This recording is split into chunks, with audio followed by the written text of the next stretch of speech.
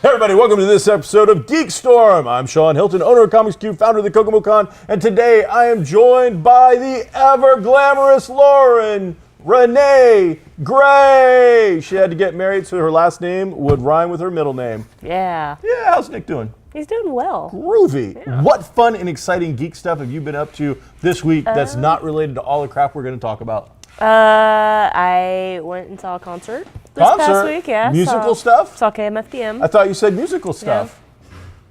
Yeah. I did. I saw KMFDM. But my favorite, there was a post underneath yours from one of your older friends, and not me this time. But what's that mean? It's 90s industrial. That was my uncle. It was your uncle? My uncle. I was like, this is great. I was like, what does that mean? I'm like, all right, KMD. It was a good show. Okay. I saw you with Derek and Jackie. Mm-hmm. That's cool. How's they doing? They're well. I heard that a gentleman by the name of Brandon doesn't appreciate Derek at all and doesn't like him and decided to not give him a promotion. Oh. But it's okay because Brandon hair's all falling out. So, you know, Derek's at least got good hair. That's something Brandon can't get back. Maybe with some spray or something. Says the guy has no hair, so I don't have a problem making fun of that. So anything else? You went to a show last night? I did, yes. What'd you go see? I saw a drag show down in Indy. What was it called? It was the Rocky Horror Drag Show. The Rocky Horror Drag Show. I love it. So was it themed on Rocky Horror, or was it yes, just weird they stuff? actually did, like 90% of the show was live vocals, and most Wow. of them all sang cool. selections from it. There's a couple famous queens there, Sharon Needles. And Sharon Needles. Don't do it, kids. That's bad. Don't. And Latrice Royale Okay. from RuPaul's Drag Race, so it was a lot of fun. Cool. Was there one particular song? I mean, most of our people probably know the Rocky Horror Picture Show, and if they don't, well, get a life. But was there one particular song that stood out? It was probably Sharon Needles doing Sweet Transvestite. Okay. She changed up the lyrics instead of from Transylvania. She said from Pittsburgh, Pennsylvania, because that's where she's from. She kind of put in a bunch of Pennsylvania-ese. Okay, which would have been great if she wasn't in Indiana. So, no, she talked about Indiana. Well, There's a very small bar downtown called Ollie's. She talked about going to Ollie's and how she loves it. Really? My dog's named Ollie, so I can relate. So, yeah, it was a good time. They put on a good show. Awesome. What did you do this week? I am in the middle of planning the Kokomo Con, which is next Saturday. So I would imagine you'll probably see this, and then boom, the Kokomo Con. Yeah. Up to my eyeballs in Kokomo Con. Mm-hmm. Now's the time where people want all the little details, and of course we're a smaller con, so sometimes we don't have the details until literally like 48 hours before the show for certain things. Like we know when the show is, we know the times, we know we've done it for 8 years, so we're up on that. Yeah. But like when you're gonna do a presentation on a specific subject, we've got to figure out how that's going to slot in, where it's going to go. And sometimes it just comes down to what equipment do we have and where can we put it, because we have to share that equipment with an auction, the charity auction. We have to share that equipment with the costume contest. So if you were going to do a seminar on going to drag shows or something, we'd have to come up with the equipment to actually do that. So you just go and have fun. There's no seminar needed. It's a good time. All right, just go and have fun. So that's what we're up to. Really excited about the last finishing touches. We're right at the thing. And then, of course, we are a week and a day away from the show now. Mm-hmm. And I still have people, I need to get a booth. And I'm like, hey, pretty much out of booths. Give me your name and I'll start looking around and seeing what corner might be available somewhere in this building to put you. Mm-hmm. So that's been interesting. Watched a lot of television, which we're about to talk about. Some other interesting stuff. We got some comic books. Have you read anything? Yeah, you collect comics. I don't think you've read a lot recently. I haven't read a lot recently, except for the X-Files stuff. Kept up on that. That's all. There's like 2 or 3 series going on with that. Mm-hmm. All right. Well, we'll just talk about comics real quick. All right. What do you think of this cover? Yeah. All right. So, Spirits of Vengeance, Marvel Comics. First issue just came out right in time for Halloween, which is always cool this time of year. Man, did it get started early this year? I think Halloween started September 1st. Mid-September. We keep talking about, I don't talk about it, but you hear, Christmas, the war on Christmas. This time, I think, finally, Halloween decided to, get into the game. It's like, no, we're not waiting for October. Yeah. Boom. But, so Spirits of Vengeance is Marvel's latest comic from their horror kind of line, featuring Johnny Blaze, who's the Ghost Rider most people would know, the fiery motorcycle, the 2 Nicolas Cage movies, all based on Johnny Blaze. And then you also get Blade, so 3 different movies from Mr. Wesley Snipes, and of course the TV series. And then you also get Damien Hellstrom and his sister, Son of Satan. So for those of you who are looking for kind of a superhero horror title, this is a good way to go. Yeah. Blade, it's teen plus, so 14, 15 years old, you're probably looking at that. Are they teaming up to fight vampires? They are teaming up to fight demons and all the stuff that Supernatural would do, except with superpowers. So, but the biggie, and this is one you might actually just want to pick up for your collection. Yeah. Batman number 32. So, Batman and Catwoman, how many years now? Going back and forth. Yeah. There's been some angst. There's been some chemistry. Will they, won't they? Yeah. Well, he finally asked her. Yeah. Point blank. Hey, Selena Kyle, Catwoman, will you marry me? The end of the book, you get a yes or no answer. It's right in there. Now you know. I but know. The rest of you will have to buy. So remember back in the day, you probably don't, but Superman did the whole thing. Other characters have done it. Those issues are always a big deal. This is one of the longest running, sexy kind of relationships that are out there. And again, there's not a maybe. It's not a wait till next time. Flip the page. Oh, we don't know the answer. There was an answer. There's an answer. It's definitive. It's black and white. It's right there. So Batman 32 is worth checking out. Now here's a book that you're going to want to read. Okay. Batman, White Knight. And it's by Sean Murphy, who I love. His work, he did something called Joe the Barbarian a while back. Great book. If you haven't checked out Joe the Barbarian, it's also from DC and well worth reading. Sean Murphy comes to this. He is the creator, writer, the whole 9 yards on it. And then he's got Matt Hollingsmith, I think, doing his colors. I like the detail on it. It is. And that's his style. That's his cover. Yeah. So what happens when Batman finally goes a little too far over the edge of the vigilante thing? Because vigilantes are bad. Okay? Batman's cool. I like Batman, but vigilantes are not good. They are bad. They are breaking the law. And what happens when he goes over the edge a little bit, and the Joker finally gets some extracurricular pharmaceuticals that cure him? Completely, totally, I'm cured, and holy cow, what the hell is going on with Gotham? So basically he shows up as his own lawyer, and he goes, yeah, so we're going to drop all the charges against me because bam, bam, bam, bam, bam, which is all ludicrous crap, but it's a comic and it works. And there's just enough logic in comic book world that, when the Batman apprehended me last time, 50 Gotham City Police Department officers watched him brutally beat me in front of cameras. You watched him put the extracurricular pharmaceutical down my throat. My heart stopped, blah, blah, blah, blah, blah. I hurt and killed nobody during my escape from Arkham. He injured like 28 people with the Batmobile out of control, construction sites violations, blah, blah. And then basically he is going to clean up Gotham. So it's the Joker using Jokerese to cure Gotham. So that was kind of fun and wild. And then for people getting ready for the Punisher series on Netflix, an original, not from, it was from a comic book, but not from a BBC program. And this is the Punisher kind of origins thing with a little bit of extra. It is called Punisher Platoon. This is their Max line. Their Max line is their Hard R, NC-17 comic book, taking place during Vietnam.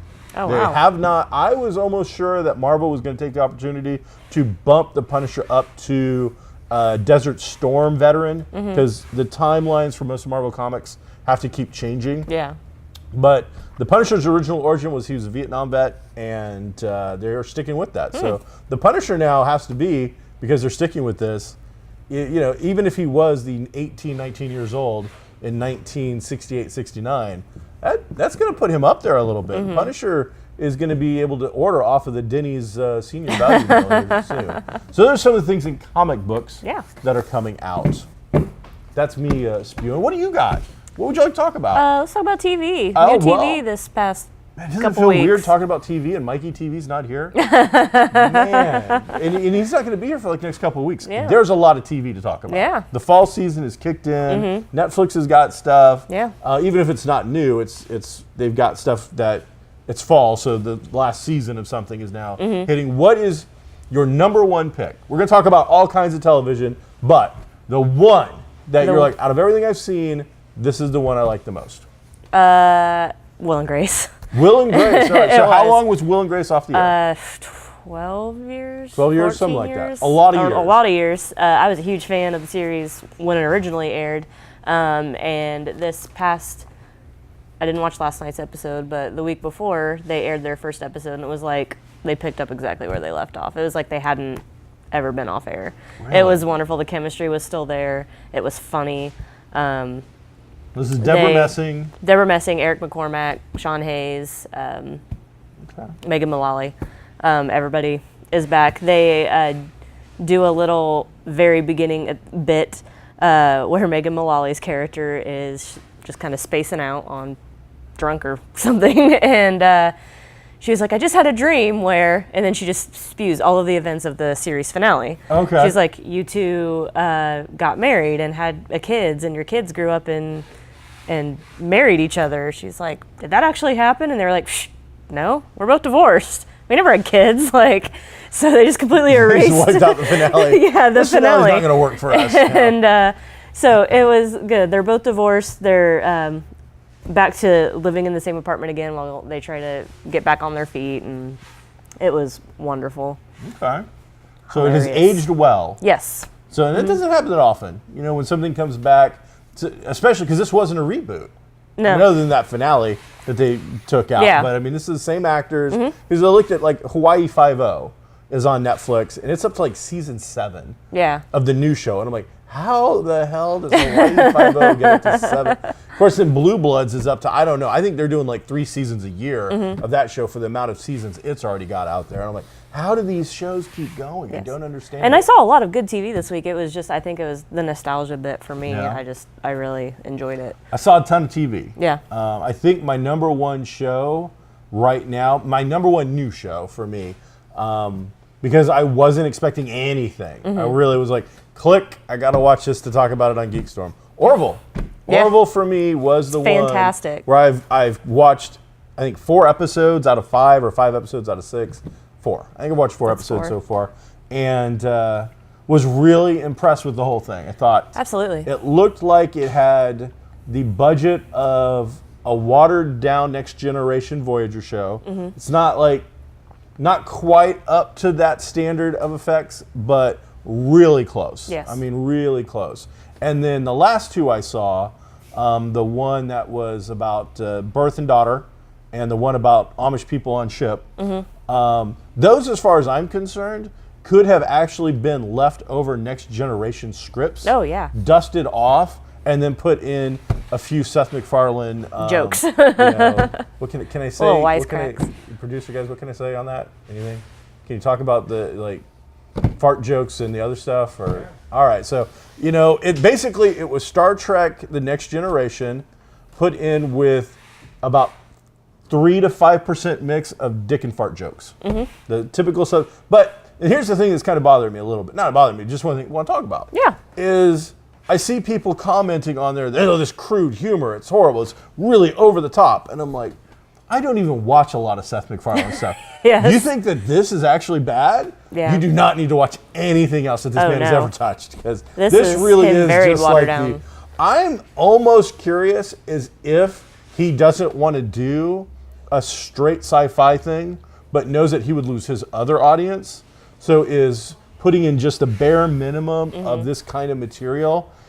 I'll be curious to see if he weans some of it out. I would if it believe gets it. More, you leave it or? I believe that he wants yeah. to do like a straight-laced sci-fi thing. He's a huge sci-fi nerd. He is not bashful about that. Okay. And I love the show. I think each episode gets progressively better. The first episode was my least favorite. Yeah. But it was just a lot of exposition, and they kind of had to do that to They had to set up the their whole story. thing. But I love it. Yeah. It's got the whole Star Trek like, well, we're gonna go down on this planet. Let's send every single senior officer on board. Yes. They are sitting down, the captain and the first mate or whatever. The and chief medical officer. I'm what? But, I mean, you know, that's what they're doing, and it's fun. And that's what Star Trek did. Like, that was every Star Trek episode, too. I've enjoyed it. I thought it's been really good. I think if you're a Star Trek fan, there was a couple of moments there was at least one shot, and I remember actually because I'm watching it with my wife, and I looked at her and go, that was like straight up out of Star Trek. Like, and it was just some weird side angle of someone's face, but the way they did it, I'm like, that could have been just cut straight out of the original series.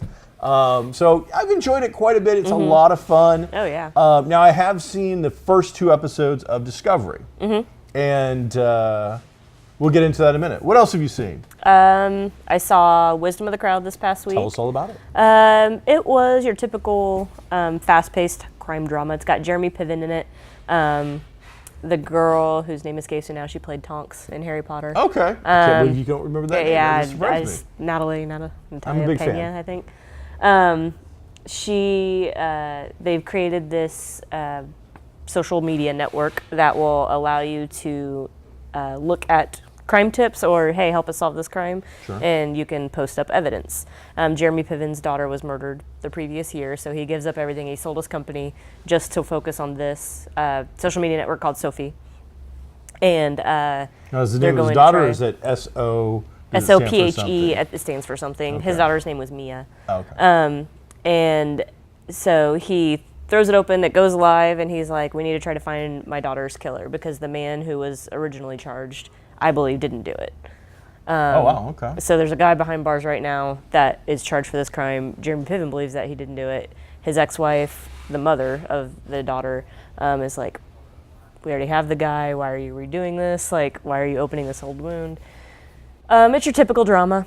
I enjoyed it. I enjoyed it a lot better than I enjoyed 10 Days in the Valley. Yeah. Which I didn't finish. With the aspect of the app and all that being used, is there an action adventure element, or is it just straight up drama? A little bit. There's a little bit of action in it. Is Bruce there a team T. that goes Jones out to is a apprehend cop. people? He was the cop who was originally on the case, and so he like bursts into the headquarters and is like, "Hey, you can't do it this way. Like, there's laws you have to follow and protocol and getting evidence, and this goes against everything."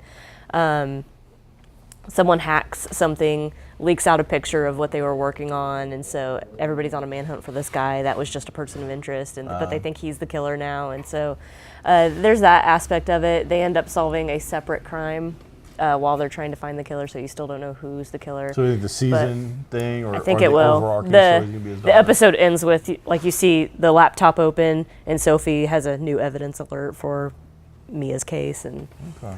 I'll give it at least 2 more episodes. It wasn't like terrible that I was like, Because last season Turn we off. got, I think it was called APB, and it was Tony Stark gets into privatization of being policeman, and I think it was in Chicago or Illinois somewhere. And it was interesting, but it really felt like just so formulaic and so redundant with the stuff they were doing. That was kind of, The acting was okay on as far as that goes, but it really did. It felt like kind of like Love Boat television, where you could have mixed and matched the different elements of the show, and it wouldn't matter what order they went in. It didn't matter. So it had interesting characters. It didn't really seem formulaic to me because they were partnering with the police department and working with them and they were going to be the ones.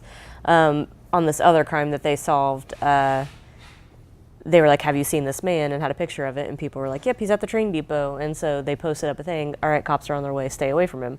But all of these people just start crowding around this guy. This and is the person of interest, not yes, the actual guy. the guy that committed the other crime that they Oh. were solving, he had murdered somebody else, and the evidence kind of overlapped with the other case. So they were like, no, he's armed and dangerous, he's considered dangerous, stay away. But there were just so many people like converging on this guy that, so I think they're gonna kind of talk about that too, like, is it wrong? Is there a line with social media and solving all this stuff? But and some of the times it's an interesting real world concept. things as well. It almost sounds a little bit like what was his name? John, the guy who did the real missing the thing, where they did that for years, where they would do the 2 or 3 unsolved mysteries or something like that, right? what, John Walsh? Oh, well, that was America's Most Wanted. America's Most Wanted. Sounds like they're taking that and then dramatizing it to the year 2017. Yeah, probably. Taking this guy's poor real life story and like, all right, so we had television, now we're going to just make it so you can app it. So back to Star Trek Discovery, because before I lose my mind and go off on something, I wanted to, give a little bit of a break. So to get this is their pay television situation. I have absolutely no problem with that. Yeah. There's plenty of pay things out there, and I happily pay to have those things. And it's only like, I think it's under $10. That's my $8.99, I think. $8.99 to have it without commercials, maybe, and might be a little cheaper if you're willing to watch some commercials to go with it. Again, that doesn't turn me off necessarily, but they're going to give you the first one for free, or they were supposed to give you the first one for free. Yes. Like any good drug deal, the first bit's going to be for free. Yeah. We're going to give it to you, hook you up. So that's cool, except, and this is CBS, they put it on Sunday, where everything on Sunday gets preempted by football. Yes. So the item that you're going to give us for free, which while it did not kick off their pay station, it was definitely meant to be the flagship of the pay station. It is the bright shining beacon of, it's why you're going to pay your money, is what this was about. Yeah.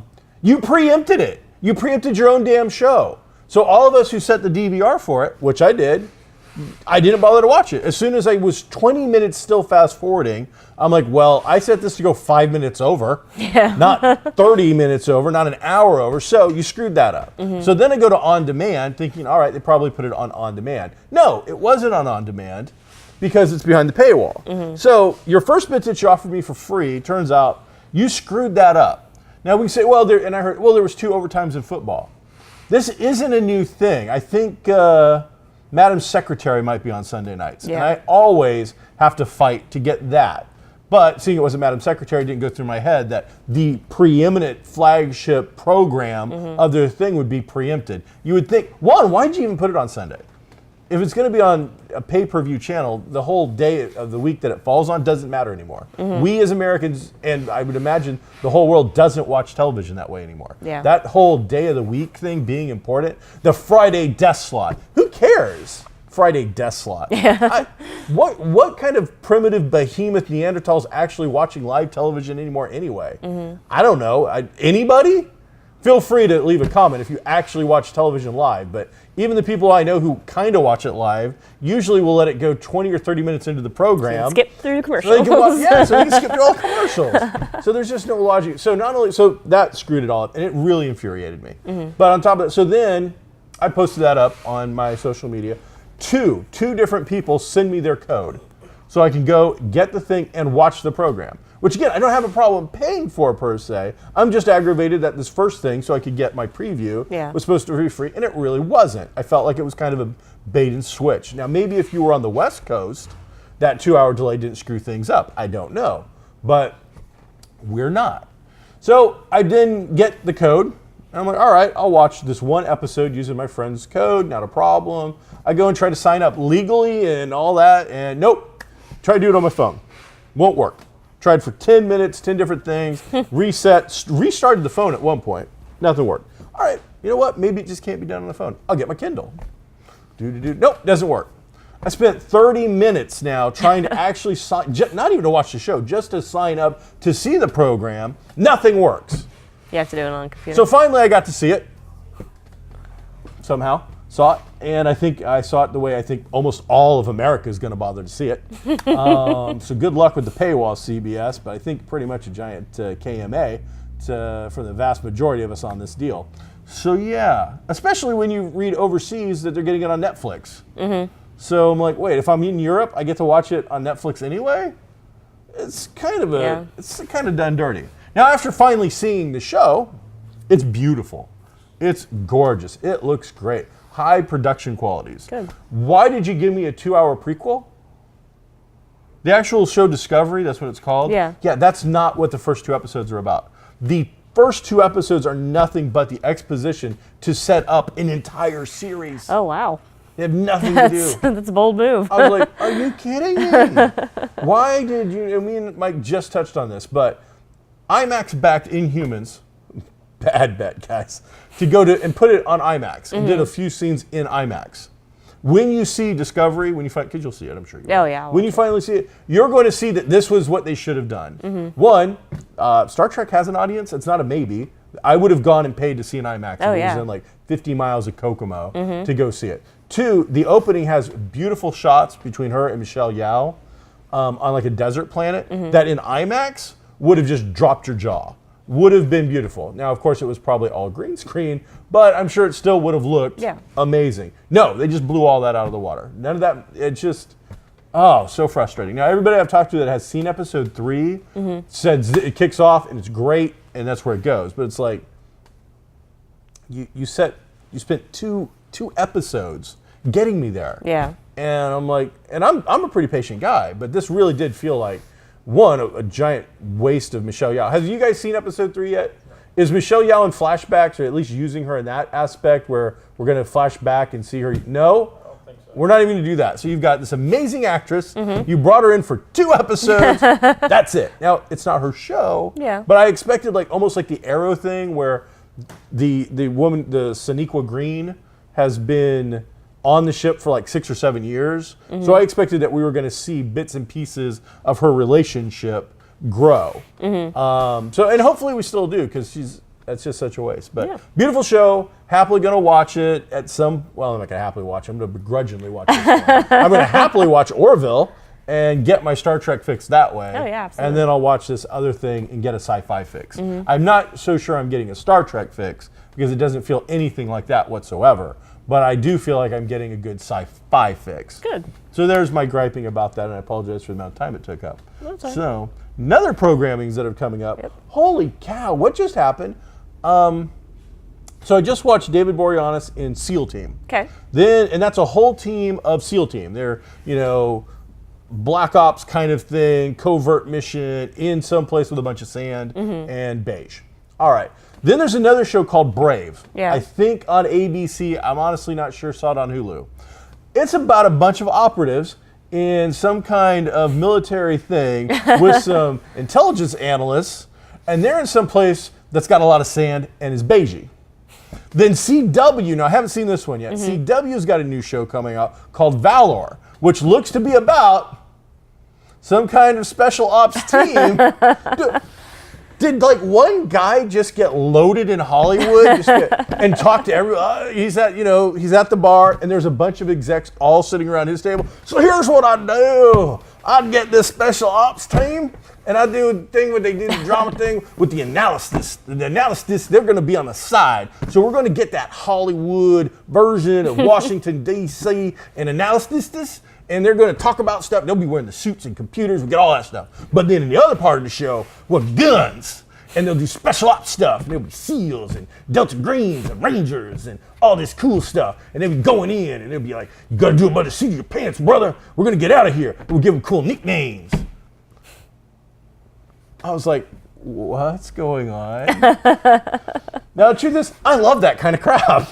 I love the unit. I will happily watch these shows. But 3, all in like one season, boom, from 3 different channels. It's like, how did that happen? And the David Boreanaz SEAL Team one versus the Brave one they both have analysts like off to the side in someplace nice and safe usually, giving them advice. Then you've got the guys in the field doing the cool action stuff. The guys in the field in both shows, there is an American kidnapped, female, blonde, kidnapped for different reasons that they were kidnapped. But I'm just like, wow, the similarities. Now the truth is David Boreanaz has an audience from Angel from the Bone series, and he's a great guy. That guy's got like that 20 charisma that you hear about in some role-playing games. But I gotta say, I think I like the Brave a little bit more just because I didn't know that those actors, David Boreanaz, I'm like, I kind of know him. I got a feeling. And his show went a little bit more drama. They're both heavy dramas, but for whatever reason, I like the Brave just a little bit more. The CW one, who knows what the hell's going to happen in that one. I can tell you this, the CW one's going to have some really pretty people. They're not only going to be special ops and trained, but they're going to be so good looking. They'll probably be teenagers. Yes, they're going to be, 20-sums at the most. That's just crazy to me. crazy. It is crazy. So you should check them out. Just I'm I'm curious to see because not really my thing, but both of them. You know, it's like I'll compare and contrast. It's like two different. You got a McDonald's hamburger and a Burger King hamburger. Which one are we gonna eat? Did you see The Gifted? I did see The Gifted. Yes. Did you? I did. Well, give us your thoughts. I just spewed on for like 15 minutes. I liked it. I liked it enough to like the other show. I'll watch at least a couple more episodes of it. I like how it's the X-Men are gone, the Brotherhood's gone. We don't know what's going on with them, so you get some mutants that are probably lesser well known to just the general public. Thunderbird was in there. Polaris. I don't know the two main kids. I don't know if they're modeled after anybody or if they're their own. Yes, they are. If they're their own. Yep, they absolutely are. But I enjoyed it. I love Stephen Moyer, who's the dad in that. Okay. So yeah, we'll see what's going on. I liked elements of it. Yeah. I thought that once we saved the cheerleader, we saved the world. But it appears now we did not. We get a second chance. Yes. This felt like that to me. She does kind of remind me of Hayden Panettiere. She reminds me of a little bit of Hayden Panettiere. The feel and the look, because you got the secret organization and you've got the rebels. Sentinels. Yeah, Sentinel services. That all just had this kind of heroes kind of vibe to me. But the budget seemed obviously pretty low compared. We're not going to get the actual Sentinel. No, they're robots. dropping big names. They mentioned the Brotherhood, they mentioned the X-Men straight up. Yes. And then as we're watching, I'm pretty sure that's Warpath. I'm pretty sure that's Warpath. And they don't say his name for a while, and then you pulled it out. It's Thunderbird, Warpath. Yeah. I'm not sure which of the two brothers it is. But Yeah. I figured it was Thunderbird. Yeah, I was with Warpath, which is his twin brother, but same exact guy. But yeah, like when she said her name was Lorna, I'm like, and then the magnetism, I'm like, oh, that's kind of, hey, that's Magneto's, not Magneto's daughter. That's kind of cool. And then so as I'm watching, I'm like, and that's this character, and that's this. The one chick turns out, I'm like, halfway through the episode, I'm like, is that supposed to be Blink? And then I guess it's supposed to be Blink. And I'm like, oh, okay. I didn't catch on at first that was supposed to be Blink. I have to go look it up, but the one brother's power, the twin brother, appears to be based on Richter a little bit from X Factor, a little bit. So those are all real characters. And so my only concern here is that if it doesn't do well and it does go really low budget, that we've just dropped a bunch of cool characters that are now going to be tarnished because that didn't go well. And that's just my cynical side. And I heard a rumor, I don't know if it's attached to the show, if they're trying to plan another show about them doing the Hellfire Club. I don't know if Gifted's going to do the Hellfire Club or if they're going to do a Hellfire Club show, but I was like, yes. I would watch that. So, man, there's a lot of stuff coming out. And I don't know when Cloak and Dagger's hitting for sure. And did Legion get picked up or not? I'm not sure. I don't think it did, but because that was another X-related show. So there's a lot of stuff coming out, and that's before we even get into CW coming back with all their superhero stuff, and then Black Lightning. Yes. Which for some reason they've decided to not make part of the Arrowverse. Supergirl in another dimension has somehow been made part of the Arrowverse, but Black Lightning, a brand new series that looks really, really pretty sharp from the previews we've seen, isn't going to be. Well, DC's been doing a lot of weird stuff with all of their that's something we definitely need to talk about next time, because now they've come out and they're saying, nope, we're really not that interested now in the shared universe. Yes, there is a shared universe, but we're also going to do a non-shared universe. Standalones, that's where the money is. You guys, if your whole point was to not confuse us, you're actually confusing the actual fans now. People who are a comic book fan are scratching their heads trying to figure out what the hell they are doing. And then there was a Stranger Things handheld game of some sort. Oh, yeah. I saw you guys talking about. The Atari box is something we need next week. We will be on point. No more me ragging on CBS. Next week, we're going to hit some stuff because I want to talk about the Atari box.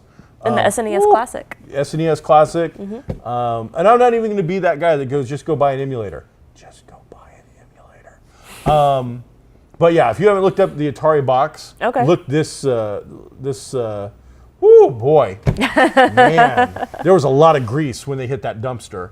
And then the fire started. See you next week, everybody. I'm Sean Hilton. Lauren Gray. And we are GeekStorm. Be groovy.